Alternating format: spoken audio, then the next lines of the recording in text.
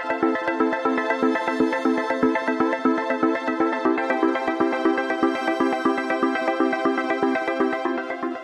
Everyone, welcome to study tube. इस video में हम लोग सोना और चांदी के ऊपर सवालों को करने वाले हैं। गोल्ड और सिल्वर के ऊपर हम लोग कुछ सवालों को करने वाले हैं। टोटल 30 सवाल है और इतने सवाल काफ़ी है। सोना और चांदी के ऊपर अगर सवाल आया तो मानकर चलो इसी 30 सवाल में से कोई ना कोई टकरा जाएगा। सारे सवाल महत्वपूर्ण है, आपके लिए इंपॉर्टेंट है, तो सारे सवालों को ध्यान से देखिए। पिछले वीडियो में मैंने आपसे एक सवाल पूछा था, निम्न में कौन आंसू गैस का मुख्य घटक है। तो जिन लोगों ने भी क्लोरोपिक्रीन आंसर दिया है उन्होंने सही आंसर दिया है। ठीक है, क्लोरोपिक्रीन सही आंसर हो जाएगा। ये आंसू गैस का मुख्य घटक है। आज मैं आपसे सवाल पूछता हूँ ये, और इसका आंसर देंगे आप कमेंट बॉक्स में जैसे देते आ रहे हैं। बताना है आपको ये जो रासायनिक सूत्र लिखा हुआ है ये किसका है, इनमें से किसका है। मेथनॉल है, एथनॉल है, प्रोपेनॉल है, ब्यूटेनॉल है। बहुत ही सिंपल सवाल है, बहुत सिंपल। ये किसका रासायनिक सूत्र है, इसका जवाब दीजिए आप लोग कमेंट बॉक्स में। अब आते हैं आज के टॉपिक के पहले सवाल पे। विश्व का सबसे बड़ा स्वर्ण उपभोक्ता वाला देश है, यानी पूरे वर्ल्ड में गोल्ड का सबसे बड़ा कंज्यूमर कौन है। तो हमारा आंसर चीन हो जाएगा। देखिए, चीन में सबसे ज़्यादा सोना का उत्पादन भी होता है और सबसे बड़ा उपभोक्ता भी यही है, यानी सबसे ज़्यादा सोना को पैदा भी करता है और खर्च भी करता है, इस्तेमाल भी करता है। तो ये हमारा आंसर हो जाएगा। भारत दूसरा सबसे बड़ा कंज्यूमर है गोल्ड का, कंज्यूमर है, ठीक है, प्रोड्यूसर नहीं, कंज्यूमर है दूसरा सबसे बड़ा पूरे वर्ल्ड में गोल्ड का। लेकिन पहला है चीन, प्रोड्यूसर भी और कंज्यूमर भी। चीन में सबसे ज़्यादा सोना का उत्पादन होता है, उसके बाद ऑस्ट्रेलिया है, रसिया है, ऑस्ट्रेलिया है, और भी देश हैं, लेकिन सबसे ज़्यादा सोना का उत्पादन चीन में होता है। निम्न में कौन एक ही समूह के तत्व या धातुएं हैं। निकल, पैलेडियम। तो निकल पैलेडियम के साथ प्लेटिनम आता है, जो आपका समूह संख्या 10 है। इसमें निकला, पंडित, पटेल। देखो, पैलेडियम के बाद प्लेटिनम है, जिंक नहीं है। समूह 11 में आपका है कॉपर, सिल्वर, गोल्ड। समूह 12 में है जिंक, कैडमियम, मरकरी, Hg और Cd। तो जिंक यहाँ देखो समूह 12 में है, लेकिन निकल पैलेडियम समूह 10 में है, तो ये तो नहीं होगा आंसर।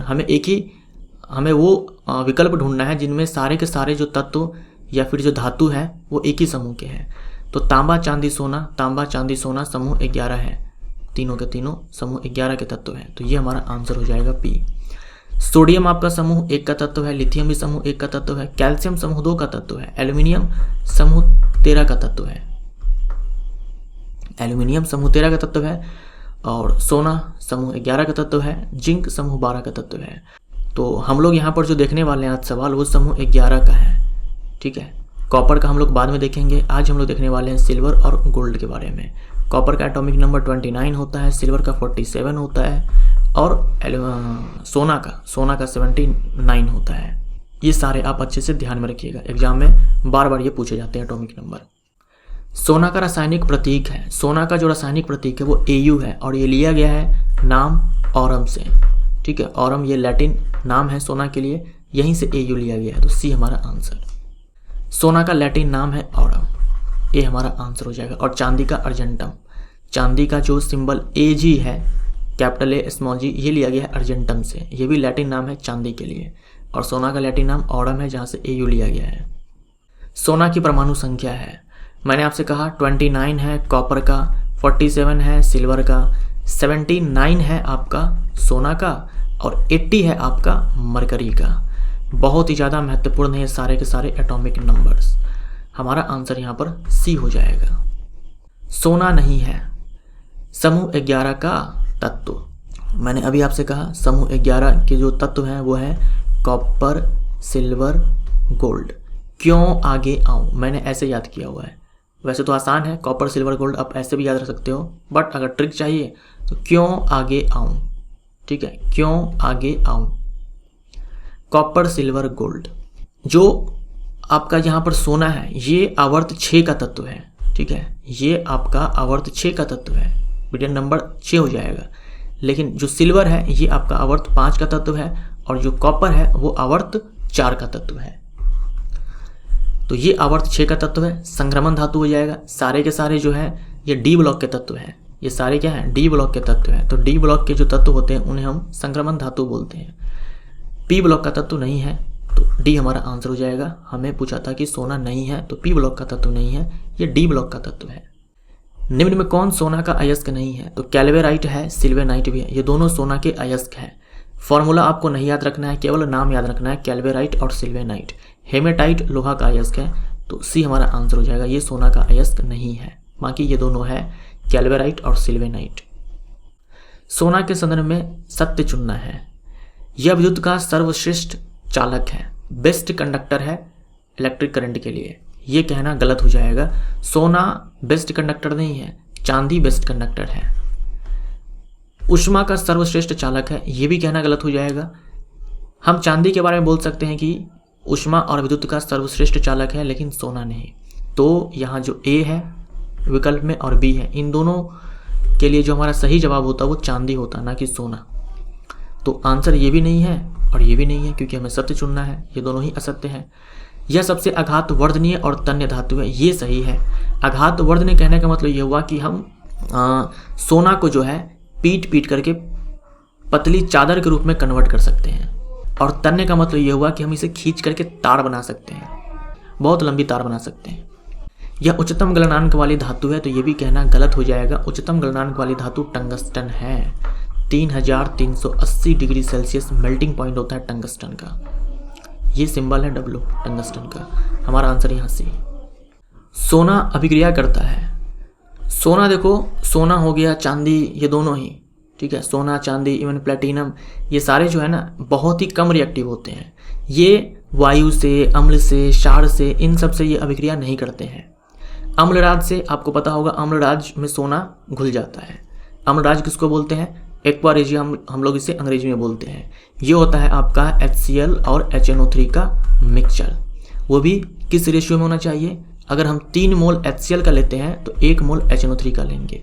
इस रेशियो में अगर हम मिक्सचर उठाएं तो हम बोलते हैं अम्लराज या फिर एक्वा रेजिया। तो सोना इसके साथ रिएक्ट कर लेगा, यानी ये जो मिक्सचर हमें मिलने वाला है इसके साथ रिएक्ट कर लेगा। बाकी आप केवल HCl से करवाओ, केवल HNO3 से करवाओ तो सोना रिएक्ट नहीं करने वाला। लेकिन इन दोनों का मिक्सचर ले लो इस रेशियो में तो आराम से रिएक्ट कर लेगा। हमारा आंसर यहाँ पर डी हो जाएगा। सोना अभिक्रिया कर लेगा अम्लराज से, लेकिन वायु, अम्ल, क्षार इन सब से नहीं, यहाँ तक कि पानी से भी नहीं। ठीक है, पानी से भी नहीं। अगर आपको याद हो तो मैंने आपसे कहा था कि लेड हो गया, कॉपर, मरकरी, सिल्वर, गोल्ड, ये सारे क्या है?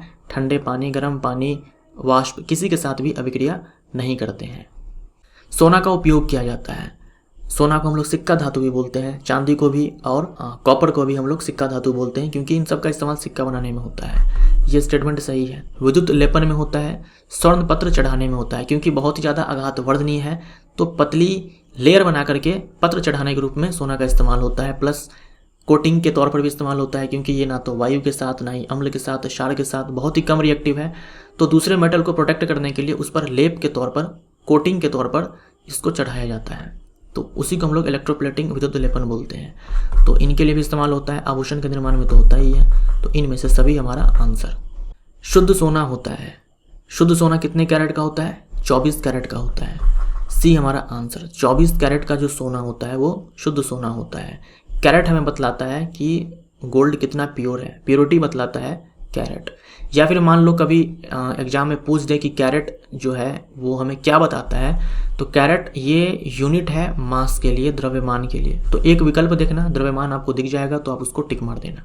ठीक है, 24 कैरेट हमारा यहाँ पर आंसर हो जाएगा। इसे हम लोग शुद्ध सोना बोलते हैं, 24 कैरेट। 22 भाग सोना और 2 भाग तांबा वाला सोना है। 22 भाग सोना है और 2 भाग तांबा है। देखिए, जो प्योर गोल्ड होता है वो काफ़ी सॉफ्ट होता है। ये जो 24 कैरेट का गोल्ड है ये प्योर है, ये काफ़ी सॉफ्ट होता है। जब ज्वेलरी बनवाते हैं तो उसमें तरह तरह की डिजाइनें दी जाती है। इस सॉफ्ट गोल्ड के साथ उन डिजाइनों को नहीं दिया जा सकता है, इसीलिए इसमें थोड़ी बहुत मिलावट की जाती है। तो जो भी आप ज्वेलरी देखते हो वो 22 कैरेट के सोने से बनाई जाती है। हमारा आंसर यहाँ पर बी हो जाएगा। 22 कैरेट का मतलब क्या हुआ कि इसमें 22 भाग सोना है और 2 भाग तांबा है। यहाँ हम बेस वैल्यू लेते हैं 24 को। बेस वैल्यू हमारा 24 होता है, आधार 24 होता है।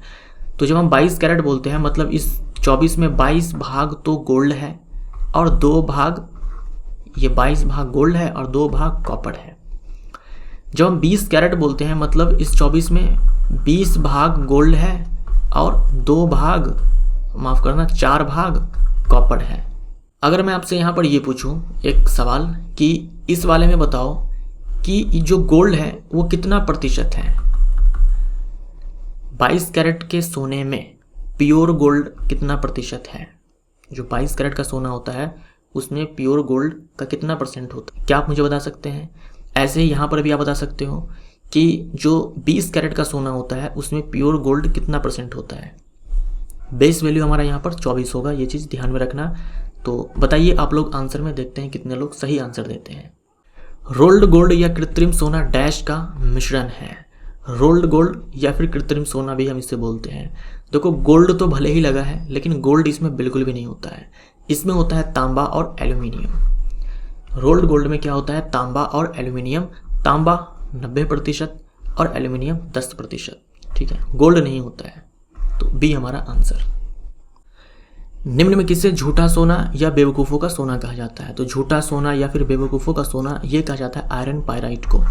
आयरन पायराइट होता है FeS2, ठीक है, FeS2 ये आपका अयस्क हो गया आयरन का।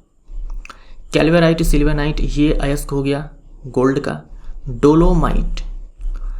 डोलोमाइट ये आपका अयस्क है कैल्शियम के लिए भी और मैग्नीशियम के लिए भी, ठीक है। डोलोमाइट कैल्शियम मैग्नीशियम कार्बोनेट होता है, तो डोलोमाइट कैल्शियम के लिए भी और मैग्नीशियम के लिए भी अयस्क है। निम्न में किसे सफ़ेद सोना या एडम उत्प्रेरक भी कहा जाता है। सफ़ेद सोना या एडम उत्प्रेरक, ये देखो प्लेटिनम है और ये है गोल्ड। प्लेटिनम भी काफ़ी महंगा बिकता है गोल्ड के जैसे गोल्ड महंगा बिकता है वैसे प्लेटिनम भी काफ़ी महंगा बिकता है, तो इसे हम लोग सफ़ेद सोना बोलते हैं। एडम उत्प्रेरक भी इसी को बोलते हैं, प्लेटिनम को बोलते हैं। उत्प्रेरक के रूप में जैसे आपको एक एग्जाम्पल याद होगा हाइड्रोजिनेशन, ठीक है, हाइड्रोजनीकरण। वहाँ अगर आपको याद हो हम क्या करते हैं, असंतृप्त हाइड्रोकार्बन को संतृप्त हाइड्रोकार्बन में कन्वर्ट करते हैं और वहाँ कैटालिस्ट के तौर पर लेते हैं निकोला पंडित पटेल। मतलब इनमें से किसी का भी यूज कर सकते हैं। बी हमारा यहाँ पर आंसर। सोना को कठोर बनाने के लिए उसमें मिलाया जाता है। मैंने अभी आपसे कहा सोना जो शुद्ध होता है वो काफ़ी मुलायम होता है, उसे कठोर बनाने के लिए उसमें तांबा मिक्स किया जाता है। बी हमारा आंसर। ऑरिक क्लोराइड निम्न में किसका यौगिक है। ऑरिक क्लोराइड AuCl3 महत्वपूर्ण नहीं है, इसका रासायनिक सूत्र महत्वपूर्ण नहीं है, तो आप इसको छोड़ सकते हो। बस ये ध्यान में रखो कि जो ऑरिक क्लोराइड है ये सोना का यौगिक है। वैसे भी पता लग जाएगा आपको, ऑरिक से ऑडम यानी कि गोल्ड। ये हमारा आंसर। निम्न में कौन एक सोना का अयस्क है। फॉस्फोराइट ये कैल्शियम का अयस्क है। जिप्सम ये भी कैल्शियम का अयस्क है। कैल्शियम कार्बोनेट ये भी कैल्शियम का अयस्क हो जाएगा। कैल्वेराइट ये हो जाएगा सोना का अयस्क। तो डी हमारा आंसर। ये सारे कैल्शियम के अयस्क हैं। चांदी का लैटिन नाम है अर्जेंटम और यहीं से सिंबल लिया गया है Ag। ऑडम लैटिन नाम है गोल्ड का और यहीं से सिंबल लिया गया है Au। हाइड्रोजिडम लैटिन नाम है मरकरी का और यहीं से सिंबल लिया गया है Hg। हमारा आंसर यहाँ पर बी। चांदी का रासायनिक प्रतीक है Ag। चांदी की परमाणु संख्या है 47, ठीक है, चांदी की परमाणु संख्या है 47। 78 किसका है, 78 प्लेटिनम का है, ये भी आप ध्यान में रखिए। ये 79 है, ये गोल्ड का हो जाएगा और ये 53 है जो कि आयोडीन का हो जाएगा। ये सारे परमाणु संख्या आपके लिए महत्वपूर्ण है, ठीक है, आयोडीन का भी एग्जाम में पूछा जाता है। चांदी के संदर्भ में असत्य चुने। यह एक संक्रमण धातु है। समूह संख्या 11। कॉपर है, सिल्वर है, गोल्ड है। क्यों, आगे आऊँ। समूह संख्या 11, ये सारे के सारे डी ब्लॉक के धातु हैं, तो डी ब्लॉक के धातु को हम लोग संक्रमण धातु भी बोलते हैं, सही है। इन सब को हम लोग सिक्का धातु भी बोलते हैं, तो ये स्टेटमेंट भी सही है। अब देखो जो ग्रुप संख्या 11 है ना, इसको हम लोग फर्स्ट बी बोलते हैं। फर्स्ट ए किसको बोलते हैं, फर्स्ट ए हम लोग बोलते हैं समूह संख्या 1 को, जिसमें कि lithium, sodium, potassium, rubidium, caesium, francium ये सारे आते हैं। ग्रुप संख्या 11 को हम लोग फर्स्ट बी बोलते हैं। ये फर्स्ट ए, फर्स्ट बी ये सब पुराना नाम है, ठीक है, पहले कहा जाता था। आज के डेट में हम लोग सिंपली 1 2 3 4 5 6 7 8 9 10 11 इस तरह से 18 तक जाते हैं, लेकिन इस तरह से भी एग्जाम में सवाल पूछे जाते हैं। First A, second A, first B, second B, इस तरह से भी पूछे जाते हैं। तो यह फर्स्ट ए का तत्व है, ये कहना गलत हो जाएगा। आवर्त 6 का तत्व है, तो ये भी गलत हो जाएगा, ठीक है। ये मैंने थोड़ी देर पहले आपसे कहा आवर्त 6 का तत्व गोल्ड है, सिल्वर क्या है, आवर्त 5 का तत्व है, और कॉपर आवर्त 4 का तत्व है। तो हमारा आंसर यहाँ पर सी भी हो जाएगा और डी भी हो जाएगा। ठीक है, यहाँ पर टाइपिंग मिस्टेक है, यहाँ पर आवर्त 6 नहीं 5 होता, सी भी हो जाएगा और डी भी हो जाएगा यहाँ पर हमारा आंसर। ठीक है, सी और डी दोनों ही यहाँ पर सही आंसर है, हमें गलत चूज करना था। निम्न में कौन ऊष्मा और विद्युत का सबसे अच्छा चालक है? ये सारे के सारे जो धातु है ना, ये सारे विद्युत और ऊष्मा के अच्छे चालक हैं, लेकिन सबसे बेस्ट चांदी होता है। तो बी हमारा आंसर। चांदी अभिक्रिया करता है। रिएक्टिविटी सीरीज में अगर आप देखो तो चांदी भी क्या है कि बहुत ही नीचे है।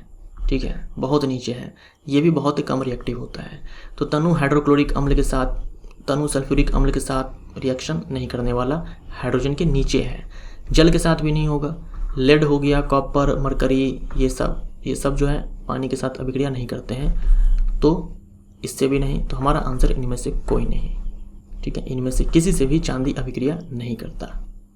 चांदी को हवा में छोड़ देने पर इस पर डैश की परत चढ़ जाने के कारण यह धूसर रंग का हो जाता है। धूसर रंग का हो जाता है या फिर बोल देगा कि काले रंग का हो जाता है। देखो, अब हवा में जो नमी है, नमी के साथ तो चांदी अभिक्रिया करने वाला नहीं है, क्योंकि चांदी ना तो ठंडे जल के साथ, ना ही गर्म जल के साथ, और ना ही जल वाष्प के साथ अभिक्रिया करता है। लेकिन हवा में और भी तरह के तत्व हैं, जिनमें एक सल्फर है। सल्फर के साथ चांदी रिएक्ट कर लेता है, सल्फर के साथ चांदी रिएक्ट कर लेता है और बनाता है silver sulphide, Ag2S, silver sulphide. ये जो सिल्वर सल्फाइड है ना, इसका कलर होता है ब्लैक, धूसर रंग या फिर काले रंग का बोल दो। तो यहाँ देखो, जो ब्लैक कलर की यहाँ पर लेयर है ना, ये सिल्वर सल्फाइड की लेयर है। पहले ये सिक्का चमकता धमकता था, लेकिन धीरे धीरे क्या हुआ, हवा में खुला छोड़ देने पर हवा में जो सल्फर है उसके साथ रिएक्ट करके सिल्वर सल्फाइड बना और ये काला पड़ गया। चांदी का उपयोग किया जाता है दांतों को भरने में। ठीक है, दांतों को भरने में, कैविटी को भरने में, दांतों में जो कैविटी हो जाता है उसको भरने में चांदी का इस्तेमाल होता है। आपने सुना होगा, यह हो सकता है आप में से किसी ने भरवाया भी होगा। आभूषण और सिक्के बनाने में इसमें होता है। वैद्युत लेपन में यहाँ भी होता है, क्योंकि कम रिएक्टिव है तो दूसरे मेटल को बचाने के लिए में भी हो सकता है कि उसके ऊपर चांदी की लेप लगा दे, ताकि धातु खराब ना हो। जो दूसरा धातु है जिसके ऊपर लेप लगाया गया है वो खराब ना हो।